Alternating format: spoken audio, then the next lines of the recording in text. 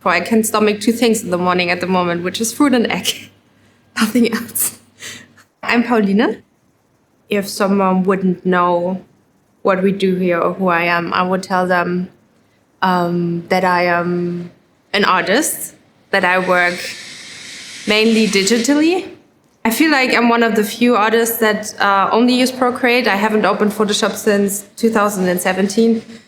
And that's just for the sake of freedom. So I can just grab it, put it under my arm and go visit my granny, work from the train or whatever. I just one day started to realize that I really want to paint for a living. I started to paint a lot of witchy stuff. And then I posted it online, and then people saw that, and then some of them were like, hey, can you do that for us? This is how one thing led to another. And then I started working for Magic, and now I'm working on the Netflix series. I always had an interest also as a child in the mythical and magical worlds. And it kind of overlaps a little bit into my private life. Like, I like the aesthetic. Like, I wouldn't call maybe I'm a witch.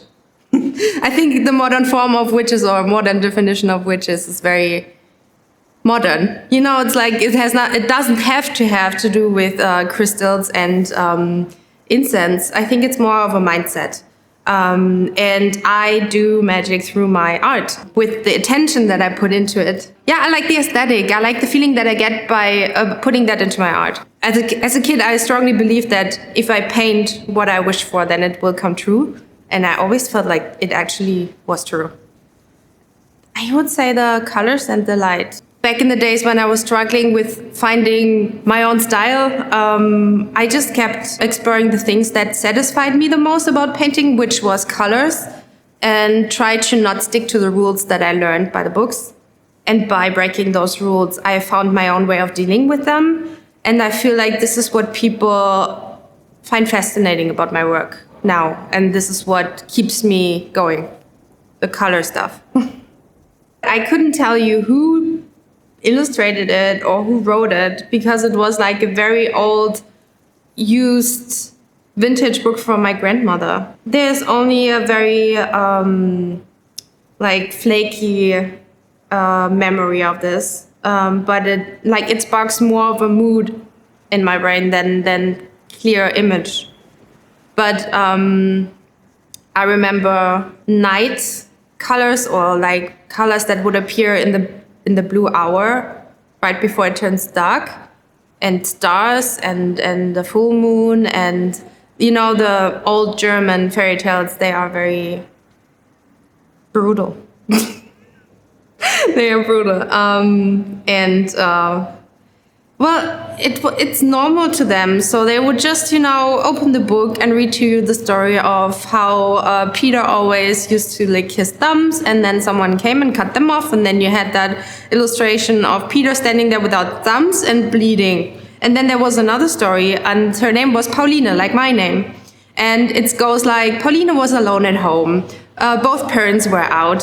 She had 2 cats, and she wouldn't stop playing with fire, even though they told her not to. And then she burns down the house.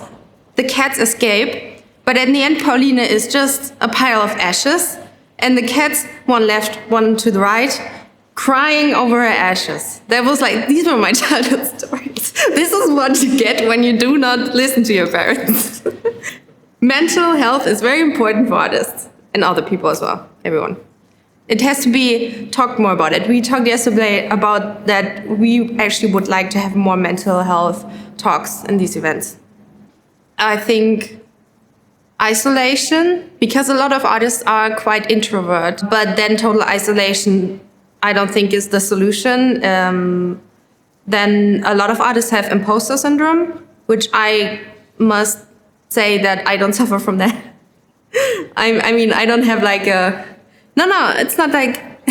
I wouldn't describe myself as a narcissist either, but I just think I worked hard to get here and I deserve it. It's not like, oh my God, I'm an imposter. They will figure out that I can't do anything. But I have like almost all of my artist friends think like that, and makes me super sad because, you try to build them up and be like, oh my God, your art is amazing. And just, you gotta see that. I mean, somehow when it comes to their own art, a lot of artists are not capable of putting their neutral lens on that is objectively looking as if they would at someone's portfolio who's asking them, hey, what do you think about my portfolio? As soon as they see their own work, there's like this, I don't know, thing that, like this monster that is like blinding their vision.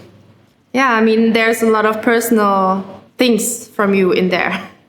But yeah, so imposter syndrome, overworking, burnout. I don't know, the art community isn't the biggest, but it's very international. And I feel like there are so many cultures involved as well, where you have like different sets of standard problems, I would say, like the upbringing. I mean, I just mentioned the brutal German childhood tales, but I consider myself very privileged and lucky to have been growing up in Germany, but not everyone is that lucky, and I pick any color and then I use the hue slider and play around with it until it feels right. And since color is something that is very contextual, like a gray can appear green if you place it in the midst of red. So at the end of a painting, if it's digital, like traditionally that's not that easy, but you can just touch every layer again and then like do the hue slider thing and then create new context for certain colors. And I think this is what I love playing around with most.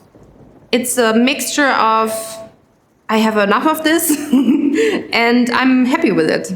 And also a pinch of gut feeling, like this is it. Playgrounds to me is important, and it really is, because to me it's the first event that welcomed this art community in a way that is affordable to people. You know, like usually the tickets cost like around $1,000. At the same time, I always felt like you get so much more out of it than from other events that are much more expensive. You see speakers and you collect them like Pokemon. Oh, look, there's Jesper Eising. There's, oh my God, there's Lois. And it's like you feel there is no big hierarchy. You can really just go up to people and talk to them. And it's all very warm. Like I made so many friends here. I thought about this a lot recently. Who would I be if I didn't become an artist? Or if I would just lose both of my hands tomorrow? I would be a therapist, a couple therapists. Yeah. Even if I'm over 30 now, I would go to school, start studying psychology, and then do my apprenticeship for therapy. And then I would try to ask Esther Perel to guide me. Do you know Esther Perel? I think she introduced the couples therapy talk into people's daily life. Like, to be honest, the biggest mistake I ever made, I immediately have something like, even though I live by the rule not regretting things, because the human brain is amazing. You can find purpose and sense in hiccups that you experience in life, or really, really sad things that happen to you, and grow through them. But there's one thing coming to my mind, because there's only this one thing that I really regret, but this is really not for the public. But I would definitely tell my kids not to do it. A material that I haven't worked with so far, but I would like to work, probably a boring answer, but for me it's gouache. A lot, like, it seems to be like the basic thing to do for all my friends, but I never done it before, but it looks very satisfying. When I do not have inspiration, even though I need to have it at that moment, I learned how to prepare myself. So I go back to my sources of inspirations that I just have access to then, because over the last years I built a library of notes and photos of images and everything to prepare. Like, whenever I come across something that inspires me, I try to capture it in one way or another, and then I collect it and put it somewhere. And if I'm out of inspiration, I just go there and pick from my sparks what could work for that specific scenario in that moment. And I can only recommend that, because you cannot just get inspiration on demand anywhere when you don't have anything ready. But it took me also 1 or 2 years to get to the point where you are organized enough to do that, because you have to figure out what way is the best way to organize it for yourself.